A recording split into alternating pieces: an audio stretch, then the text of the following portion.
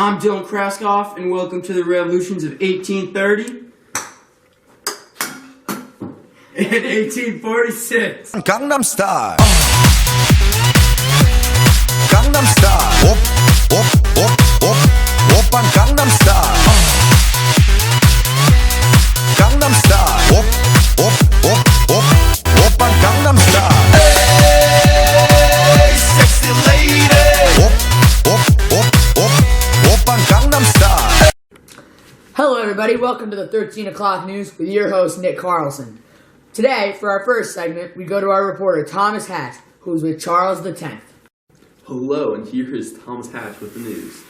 Here sitting next to me I have Charles X, and if you wouldn't mind, I have to ask you a couple questions. How do you feel about the citizens leading the July revolutions? Well, as a matter of fact, I don't really agree with them leading the July Revolution because they think they can govern themselves and all this stuff, but for me, I feel like I'm the best there is. I'm the king. I feel like I'm the best at governing the society today, and that's really how I feel about it. Thank you. And another question for you. Do you feel that these revolutions are threatening your power as king? Well, they are threatening my powers a little bit, but I'm not that worried because I am the king, and I know my priorities are to keep the majority of the citizens happy, I'll say. I can't make all of them happy, I know that, but as long as I keep most of them happy, they should respect me, I respect them, and we get done. Alright, very good. And one last question for you. This just in. Charles X has been dethroned. What? What? Are you joking me? Get out of here! Get out! Don't! That was a bit unexpected, but thank you Thomas and Charles X. So, moving on. Oh wait, what is that? Oh, we have just gotten word that the new king, Louis Philippe, is with Thomas Hatch right now. We're gonna take you live.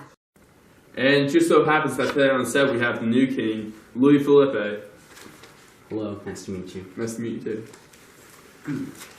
Well, first off, I'd like to say congratulations on becoming the new king. Thank you very much. No problem.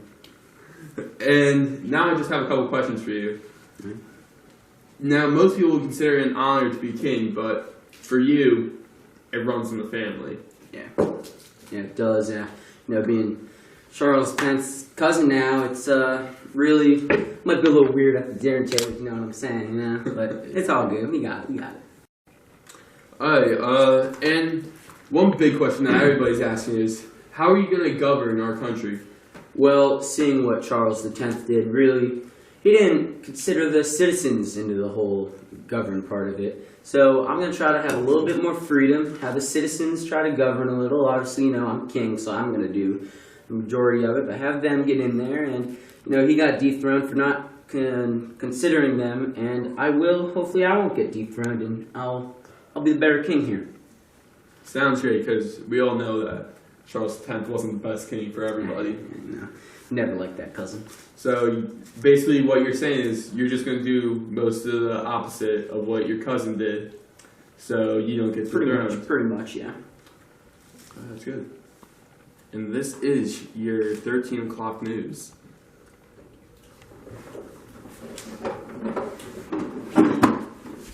Boy's terrible. Speaking of bikes, we'll be right back with you right after this short commercial.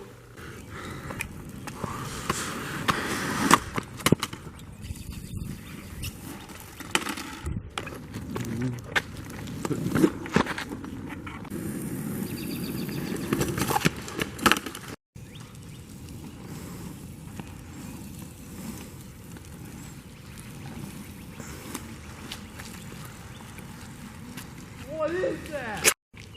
It's a Yukon Gents bike.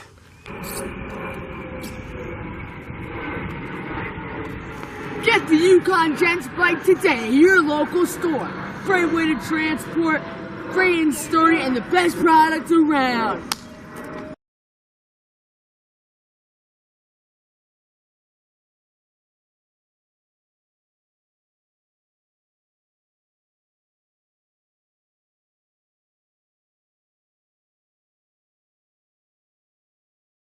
Thank you for that ad for our sponsors. And just remember,